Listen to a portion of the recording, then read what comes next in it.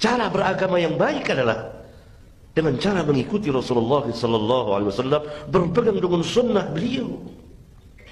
Generasi yang pertama dari umat ini, para sahabat ridwanullah alaihim jami'an, tidak pernah keluar dari sunnah beliau. Karena Rasulullah sallallahu alaihi wasallam namanya Rasulullah, utusan Allah. Yang Allah utus bukan fulan dan fulan, tapi yang Allah utus adalah Muhammad sallallahu alaihi wasallam sebagai nabi dan rasul yang Allah utus untuk seluruh umat manusia, yang menyampaikan risalah Rabbul Alamin. Karena itu wajib bagi manusia mengimaninya.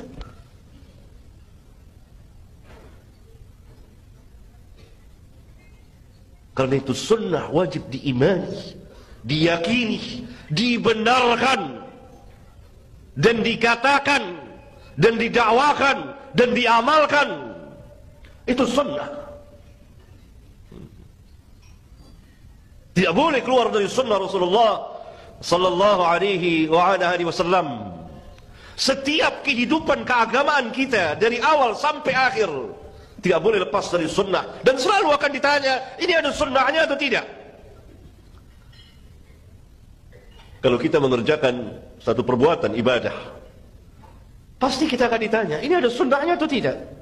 Kenapa saudara mengerjakan ini? Atau saudara mengucapkan ucapan, perkataan, zikir dan lain sebagainya. Ditanya, yang ditanya apa? Sunnahnya. Yang ditanya adalah berkaitan dengan Nabi Muhammad sallallahu alaihi wasallam. Tidak dikatakan ini ada sunnahnya dari kiai, tidak, enggak ada. Yang jadi Nabi adalah Rasulullah sallallahu alaihi wasallam. Kalau saudara meyakini satu keyakinan, maka saudara ditanya, apakah keyakinan diajarkan oleh Nabi Muhammad SAW? Saudara tidak ditanya, apakah keyakinan ini yang saudara yakini diyakini oleh Ustaz fulan, Kiai fulan? Tidak. Saudara akan ditanya, apakah keyakinan yang saudara yakini diajarkan oleh Nabi Muhammad SAW? Apakah perkataan yang saudara ucapkan yang berkaitan dengan agama diajarkan oleh Nabi Muhammad SAW? Apakah perbuatan ibadah yang saudara kerjakan diajarkan, diperintah atau dianjurkan oleh Nabi Muhammad SAW atau tidak? Oleh karena itu, malaikat Munkar dan Nakir bertanya di dalam kubur tentang Nabi Muhammad SAW. Semuanya berpulang pada Rasulullah sallallahu alaihi wasallam. Ini cara beragama, dan ini yang telah ditinggalkan oleh sebagian kaum muslimin.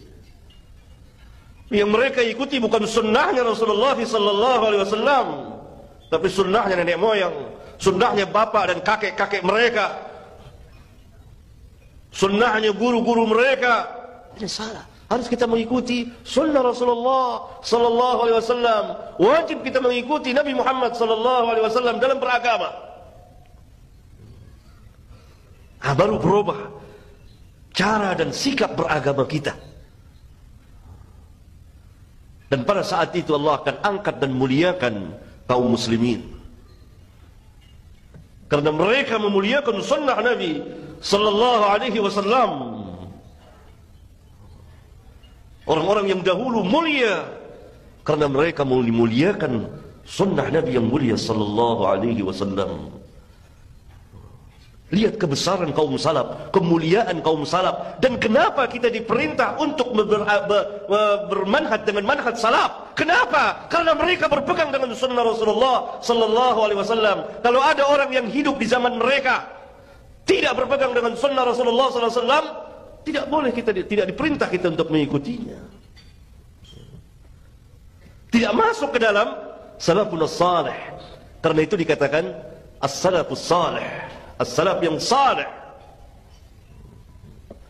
Mereka mulia, mereka besar karena mengikuti Rasulullah sallallahu alaihi wa ala alihi wasallam. Kan sebagian dari pemuka-pemuka ahli bid'ah hidup pada abad pertama dan abad kedua, yakni pada generasi pertama atau kedua atau generasi yang ketiga. Tapi mereka tidak dikatakan as-salafus salih. Walaupun mereka hidup pada masa itu, Ya, sebagian pemuka ahli bid'ah hidup pada zaman sahabat. Ma'bad al-Juhani, pemuka mazhab Qadariyah, kan hidup pada zaman sahabat, pada zaman keemasan itu, pada kurun waktu yang terbaik. Demikian juga Ja'ad bin Dirham, Jahm bin Safwan, dan lain-lain pemuka ahlul bidah hidup pada kurun waktu itu. Mereka tidak mulia, mereka hina. Kenapa? Karena jauh dari sunnah. Tapi para sahabat ridwanullah alaihim jami'an, dan tabi'in, dan atba'ut tabi'in, dan para pengikut mereka mulia, dan Allah muliakan mereka karena mengikuti sunnah Rasulullah sallallahu alaihi wasallam. Kalau ada perbuatan sahabat misalnya, atau perbuatan tabi'in, atau perbuatan atba'ut tabi'in yang menyalahi sunnah, wajib kita mengikuti atau meninggalkannya? Wajib kita meninggalkannya, tidak boleh mengikutinya. Lihat kebesaran dan ketinggian sunnah, yang dengan sebab itu Allah muliakan generasi yang pertama, karena mereka mengikuti sunnah Nabi yang mulia alaihi salatu wassalam. Para sahabat Allah muliakan karena mereka mengikuti Rasulullah, mengimani Rasulullah, mengimani segala yang dibawa oleh Rasulullah, dan mereka membenarkannya. Sadaqa Rasulullah sallallahu alaihi wasallam. Apa saja yang datang dari Rasulullah, mereka benarkan. Tidak seperti kita yang pikir-pikir dulu, dibantah, dihujat itu setiap hari. Sebagian dari kaum muslimin yang fi qulubihim marad, di hati-hati mereka ada penyakit, mengkritik, membantah sunnah Nabi yang mulia alaihi salatu wassalam. Tambah sakit mereka, sakit hatinya, nifaq. Para sahabat taslim, apa saja keputusan Rasulullah, amat sangat menakjubkan para sahabat itu. Karena itu Rabbuna Azza wa Jalla memuliakan mereka, meninggikan mereka, dan Allah meridhoi mereka. Kenapa Allah meridhoi para sahabat? Saya kira ayatnya sudah tahu kita. Was-sabiquna al-awwalun minal muhajirin wal ansar walladzina ittaba'uuhum bi ihsan radhiyallahu anhum wa radu anhu. Apakah karena fisik mereka? Tidak. Innallaha la yanzuru ila ajsamikum wala ila suwarikum walakin yanzuru ila qulubikum wa a'malikum. Allah tidak melihat kepada bentuk rupa kamu, jisim kamu, tidak. Tapi Allah melihat kepada hati dan perbuatan kamu. Bukan karena fisiknya, tapi karena al-qalb, hatinya. Allah melihat hati para sahabatlah sebaik-baik hati manusia pada zaman itu, sesudah generasi para nabi dan rasul. Karena Allah memilih Rasulullah SAW dari yang selainnya. Allah memilih para sahabat dari yang selain mereka, karena hati mereka hati-hati yang baik, dan amal mereka. Allah meridhoi mereka karena mereka, ketaatan mereka, keimanan mereka.